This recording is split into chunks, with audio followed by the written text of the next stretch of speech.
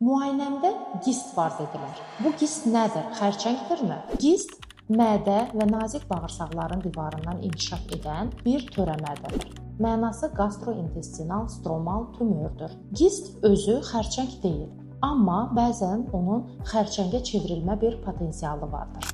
Gistlər aşkar edildikdə bəzi nüanslara fikir verməliyik. Bunlar onun ölçüsü, hüceyrələrinin bölünüb artma intensivliyi, yerləşdiyi orqan və yayılma riskindən asılıdır. Əgər mədədə gist törəmə aşkar edilibsə, nəyə fikir veririk? Ölçüsü 2 sm-dən balacadırsa, əlamət vermirsə, bu zaman nəzarətdə saxlanılır. Ölçüsü 2 sm-dən böyükdürsə, əlamət verib-verməməsindən asılı olmayaraq əməliyyat göstərişdir. Əgər nazik bağırsaqda aşkarlanıbsa, ölçüsünə fikir verilmir. Birmənalı şəkildə əməliyyat olunmalıdır. Çünki nazik bağırsaqda yerləşən gistlər daha aqressiv olur, ağrı və qanaxma kimi şikayət verirlər və yayılmağa meylli olurlar.